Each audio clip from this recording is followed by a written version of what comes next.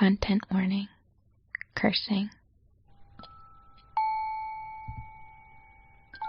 The dream.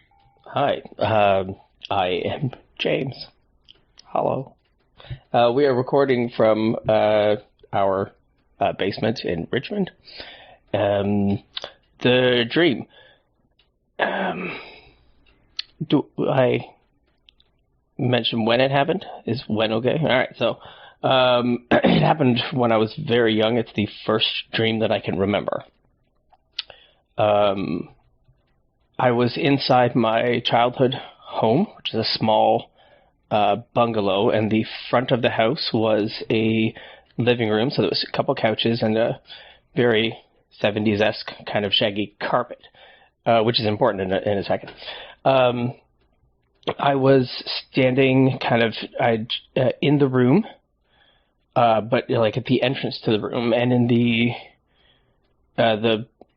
details of the room are child blurry, so I don't remember all of the aspects of the room. I don't remember everything about it. I remember the carpet because I was close to it because I was small. And in the middle of the floor was a mannequin head of a woman. And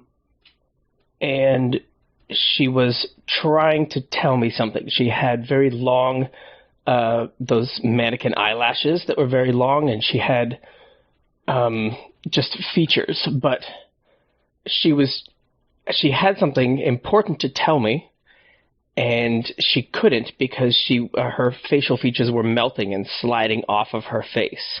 So I was just trying to hear and trying to listen. I don't even think I was saying anything in the dream itself. I was just, upset because she was clearly trying to communicate something to me, and I couldn't understand it because her features were all sliding off of her. So I have a very clear image of the eyes kind of sliding down the side of the face and the mouth kind of sliding to the other direction. I don't think she had hair. I don't remember hair. I do remember a vague sort of idea of a bald head, so maybe the wig fell off first. I don't know. And that was it. And then it just kind of stopped with that feeling of needing to know what she was saying, but not being able to understand because her words were muffled, because her mouth was sliding off of her face. What does it mean? What does it mean? How young do you think he was? He didn't say, did he? He didn't say. He said first dream you could remember. I mean, I'm picturing like a 4-year-old. I don't know why, but that is... that seems right. I was picturing like a 2-year-old because he said he was close to the carpet, but like I don't think you remember your dreams from when you're 2, do you? I don't know. I don't. Yeah, I mean, I don't remember anything from when I was 2, but I mean, in a way that would be interesting because it would be like at a point where you're not, and I mean 4, this sort of applies not so much, but like if he was a toddler, then it's sort of like pre-language being really firm in your mind, and so maybe adults are just always sort of slightly incomprehensible. Yeah, I mean, I kind of feel like that. I was kind of going down a path like that anyways, with him being a child. Like, I was definitely assuming that he was, like, under 5. Yeah. Or so, like, little. Yeah, the fact that he says he was close to the carpet makes it feel like he's, like, physically quite small. Physically small. I mean, it's, like, it's so creepy. Yeah, it is. Also, like, okay, so you have to be old enough to remember your dreams, but you have to be old enough to know what a mannequin is? I mean, you go to stores with your mom and dad and buy things, and you see them at, I don't know. Oh, yeah, I feel like I remember as a young child being at malls and being quite fascinated with mannequins. Oh, okay. They're like giant dolls. Yeah, that's true. That It's pretty weird when you put it that way. It's true. They don't have, like, a big space in my brain, mannequins. So I was, like, surprised that as a child he would, like, have that image. Did you ever watch... in his head. I guess you didn't watch much TV, but, like, I mean, and I don't think James would have seen this either because he's a bit older, but the show Art Attack, there was a part where there was a talking statue head. Oh, no. I mean, I don't remember details from shows, so no, but I do remember Art Attack. And I remember that being sort of, like, fascinating in a bit of a scary way to me as a very small child. Talking statue head, did it have, like, weirdly, like, did its features move around in an eerie manner? Like, I think it was sort of a rubbery puppet, as I remember it, but one that was made to look like it was a stone statue or something. That kind of does ring a bell, actually. Yeah. Anyway, these are just, like, very distant memories that I have of statue/mannequin, like, human-like forms that are supposed to be inanimate that are talking to you. Yeah. It's, always a weird... He didn't really describe being... He described being, like, frustrated or concerned, kind of, because, like, he couldn't understand what she was saying, but it wasn't like a, why is that inanimate object... animate. Yeah, it actually does feel significant that he doesn't actually describe it in his feelings as though it's a nightmare. Like, he's upset. No. It's like there's somebody who he's supposed to help and he can't figure out how to do it. So it's like, it's emotionally painful, but it's not that he's terrified because there's this scary thing going on. Yeah. And it's like he's like frustrated because he wants to understand her. Yeah. Which is. And you know, I'm not sure exactly how to tie this in, but like James is someone who loves horror movies, and I guess, like, to me, like, the link here is the idea that, like, it would be possible not to get distracted within this dream by the fact that something scary is going on, and instead be trying to pay attention to what is being what the thing within that scary image is trying to communicate to you. I see. You know, because, like, it would be, I feel like me in this situation, like with all of my night terrors, it's like I'm getting carried away by panic before I'm actually rationally responding to whatever it is that's going on.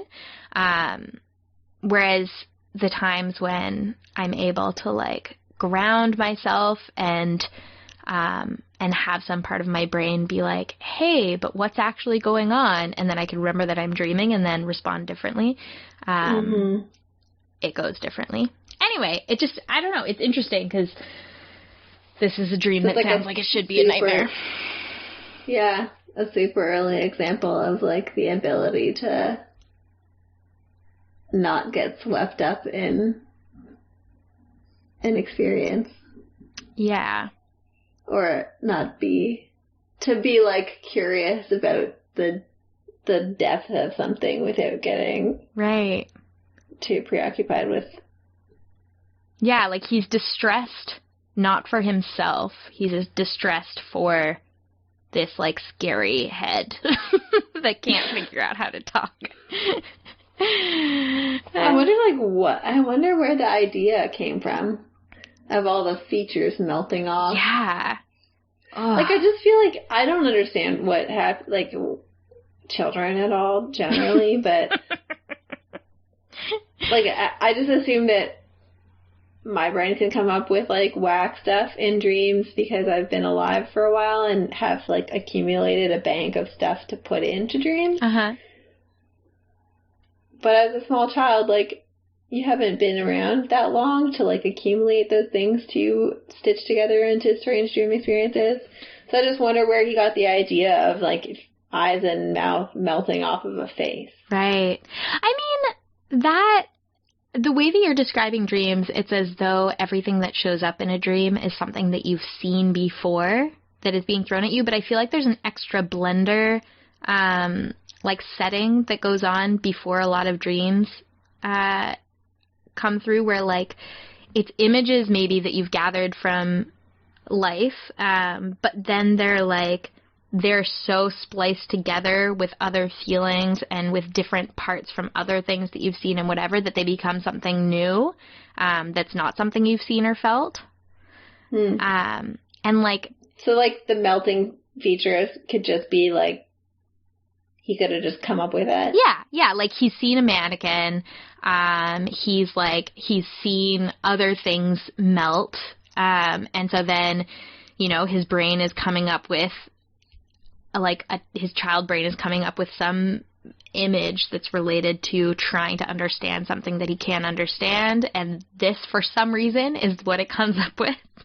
It's these things spliced together, you know? Yeah. Like, well done.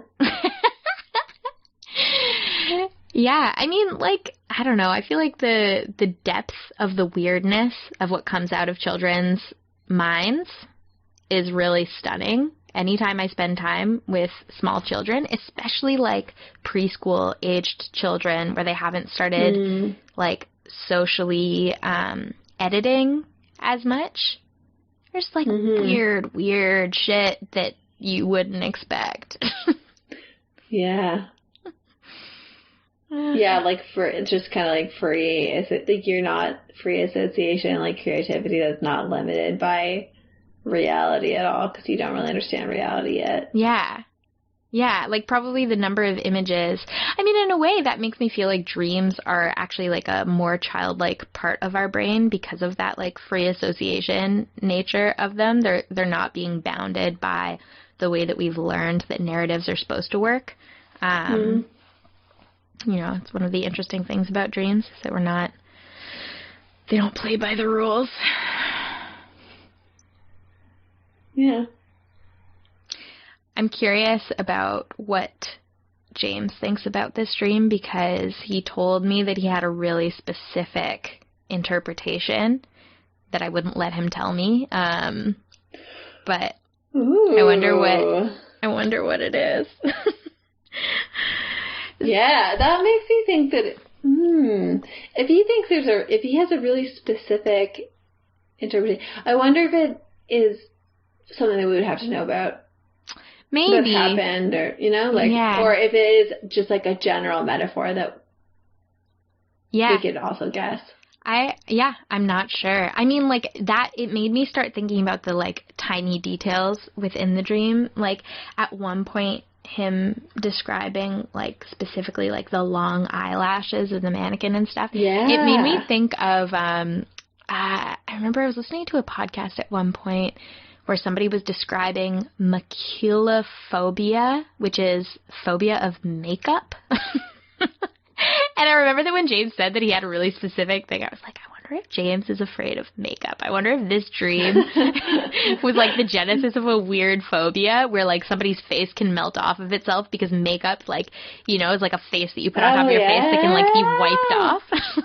Yeah, maybe. Or maybe he, like, knows, maybe he knew somebody who, like, maybe he, like, knew somebody who was kind of, had some different aspects to them. Oh, what do you mean? You know?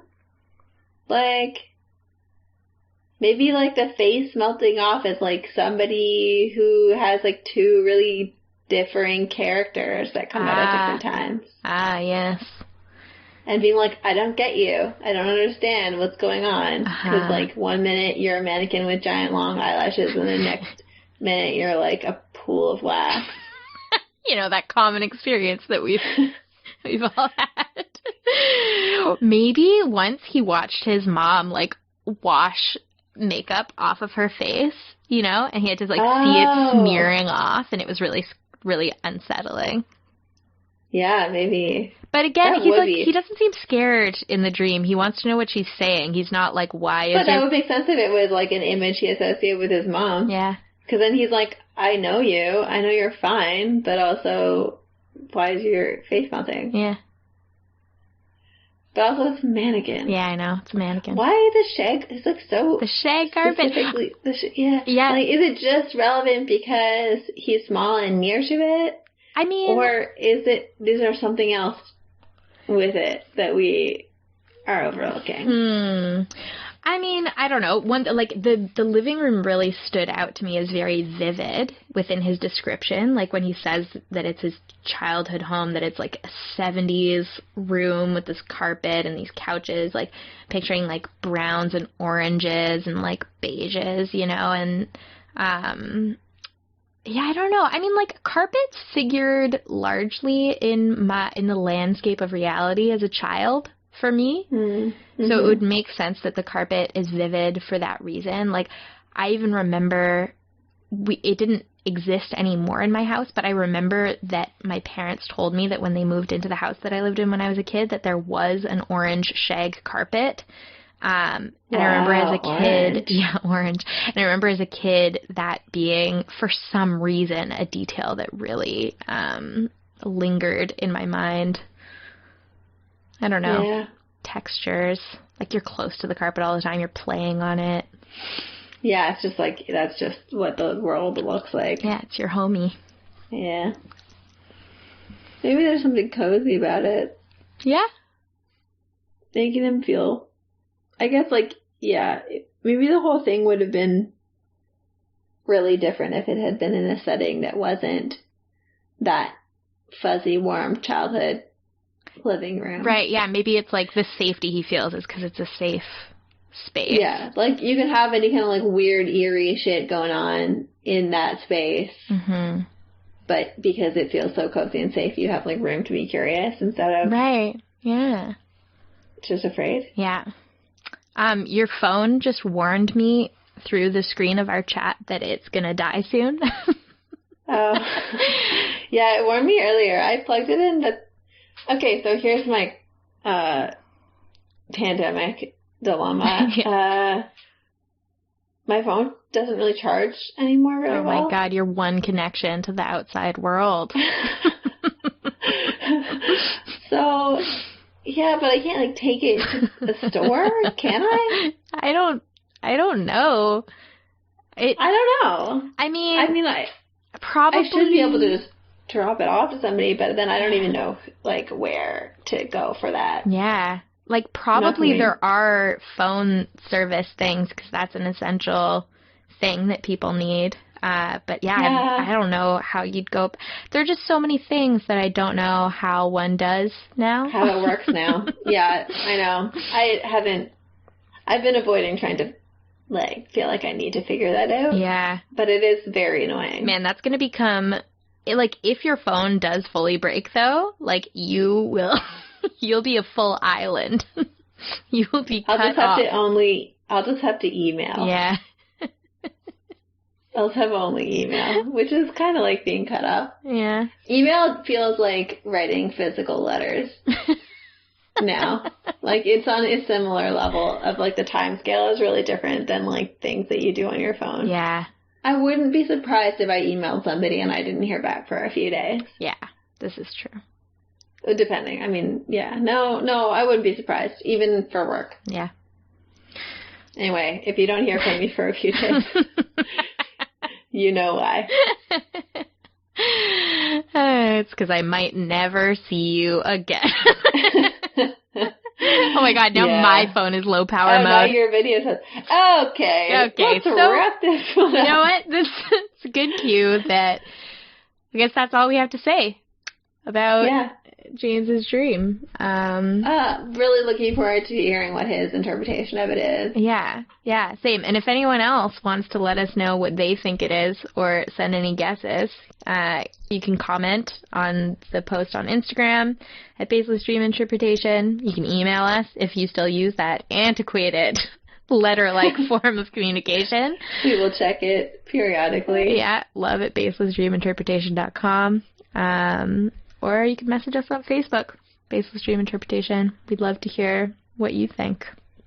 Have you had dreams about mannequin faces melting? Or other faces melting? Do you have a fear of makeup? What are your feelings about shag carpets? I also grew up, well, not even grew up, not when I was a small child, but anyway, when I was a teenager, my room had a brown shag carpet. Whoa. Dude. Yeah. That's good. It was good. It was kind of gross. But Yeah. I liked it. Yeah. Very soft. I feel like that Good is... for lying on the floor, you know? Yeah. Gross but soft. That is a good summary.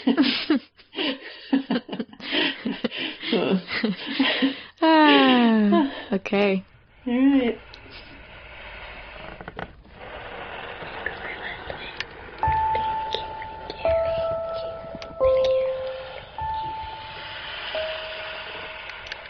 Thank you for listening. Help us keep making this by subscribing to and reviewing the podcast wherever you listen to it, and following and liking us on social media.